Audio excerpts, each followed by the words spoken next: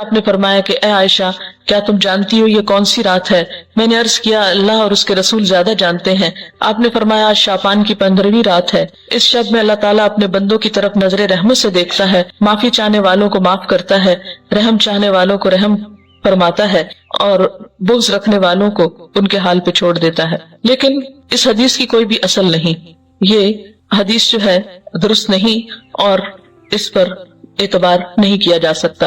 اسی طرح ایک اور اسی قسم کی حدیث جو عام طور پر آپ اخباروں میں پڑھیں گے اور بہت تحریروں میں ہائی لائٹ کر کے یہ باتیں لکھی ہوئی آپ کو ملے گی، لیکن اس حدیث کی بھی کوئی حقیقت نہیں ہے، اور وہ کیا ہے؟ حضرت عائشہ نے بیان کیا کہ رسول اللہ صلی اللہ علیہ وسلم نے فرمایا کہ میرے پاس جبریل تشریف لائے تھے اور فرمایا آج کی رات شعبان کی 15ویں رات ہے، اس رات میں اللہ تعالیٰ قبیلہ کلب کی بکریوں کے بالوں کے شمار کے برابر دوزخ سے لوگوں کو آزاد کرتا ہے۔ اس رات میں مشرک کی طرف نظر رحمت سے نہیں دیکھتا، نہ کینہ پرور کی طرف دیکھتا ہے، نہ رشتہ کاٹنے والوں کی طرف اور نہ ٹخنے سے نیچے پائجامہ لٹکانے والوں کی طرف، نہ ماں باپ کے نافرمان کی طرف، نہ شراب پینے والے کی طرف۔ تو اس کی بھی کوئی حقیقت نہیں ہے، یہ بھی بالکل ایک من گھڑت سی حدیث ہے، لیکن چونکہ یہ فضیلت کے باب میں ہے اس لیے عام طور پر لوگ ان کو بے دریغ روایت کرتے رہتے ہیں۔ اسی طرح ایک اور موضوع حدیث انشاءاللہ علوم الحدیث آپ پڑھیں گے تو آپ کو اس کی پوری ہسٹری بتائی جائے گی۔ موضوع حدیث ایک اور بھی ہے کہ آپ صلی اللہ علیہ وسلم نے فرمایا جو شخص 15ویں شعبان کی رات میں 100 رکعتیں پڑھتا ہے تو اللہ تعالیٰ اس کی طرف 100 فرشتے بھیجتا ہے، 30 اسے جنت کی خوشخبری دیتے ہیں، 30 اسے آگ کے عذاب سے امن دیتے ہیں اور اسے دنیا کی بلاؤں سے دور رکھتے ہیں، اور 10 اسے شیطان کے دھوکے سے دور رکھتے ہیں۔ یہ بھی بالکل من گھڑت حدیث ہے اور ناقابل اعتبار۔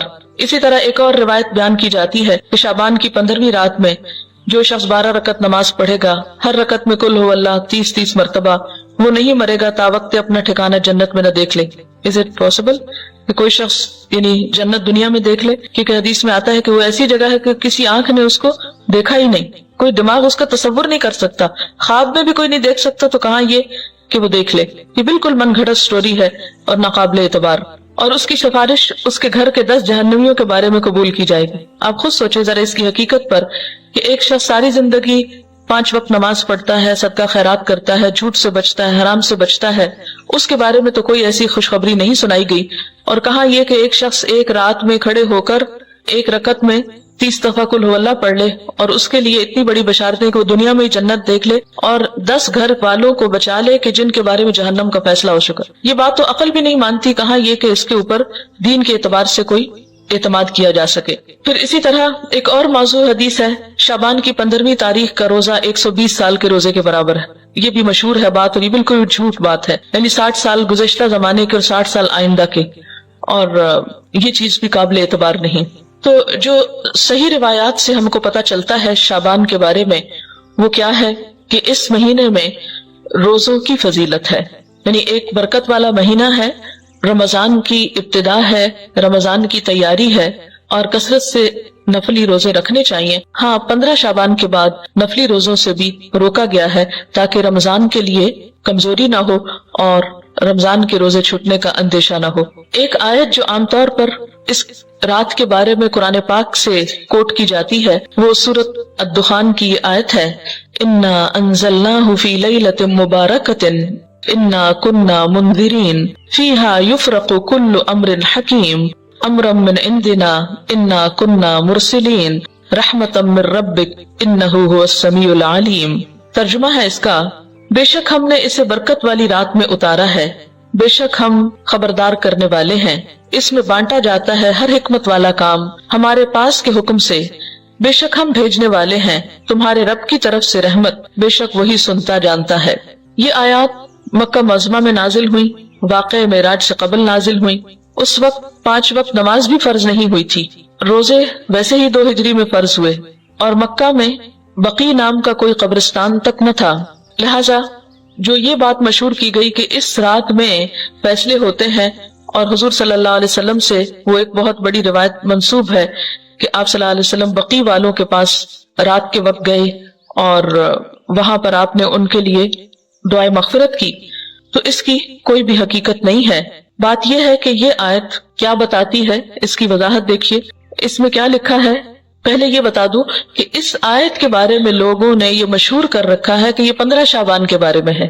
یعنی سورۃ دخان کی یہ آیتیں عام طور پر آپ دیکھیں کہ ٹیلی ویژن میں 15वीं शब को मुख्तलिफ प्रोग्राम्स के शुरू में कोट की जाती है, पढ़ी जाती हैं, और लोगों को इस आयत के रेफरेंस से ये बताया जाता है कि ये 15 शाबान है। हालांकि इस आयत का नुज़ूल कब हुआ? मक्का में हुआ, और मक्का में मेराज से कबल। और फिर इस आयत में जो बात पता चलती है वो क्या कि इस मुबारक रात में कुरान पाक नाजिल किया गया। इन्ना अंज़लनाहु फी लैलतिन मुबारकतिन। कुरान पाक ही की एक और आयत से क्या पता चलता है कि कुरान पाक कब नाजिल हुआ? आप बताइए। रमजान में नाजिल हुआ। सूरत अल बकरा की आयत शहरु रमदान अल्लज़ी उन्ज़िला फ़ीहिल कुरआन, कि रमजान वो महीना है जिसमें कुरान पाक नाजिल किया गया। फिर वो रात शाबान में कैसे आ गई? फिर दूसरी बात यह है कि सूरत अल कद्र के शुरू में क्या आता है? इन्ना अंज़लनाहु फी लैलतिल क़द्र। और लैलतुल क़द्र कौन सी है? वमा अदराका मा लैलतुल क़द्र, लैलतुल क़द्र खैरुम मिन अल्फ़ शहर, तनज़्ज़लुल मलाइकतु वर्रूहु फ़ीहा बिइज़्नि रब्बिहिम मिन कुल्लि अम्रिन सलाम हिय हत्ता मतलअल फ़ज्र।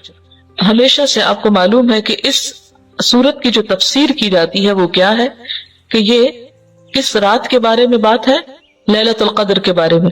और लैलतुल क़द्र क्या शाबान में होती है या रमजान में? रमजान में। और रमजान की कौन सी रात होती है?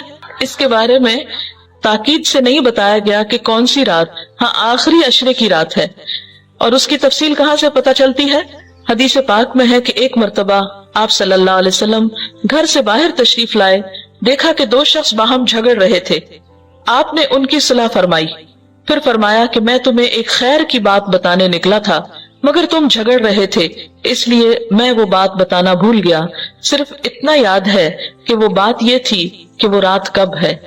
यानी मैं ये बताने को आ रहा था कि लैलतुल क़द्र कब है, लेकिन तुम्हारे झगड़े की वजह से वो मुझको भूल गई।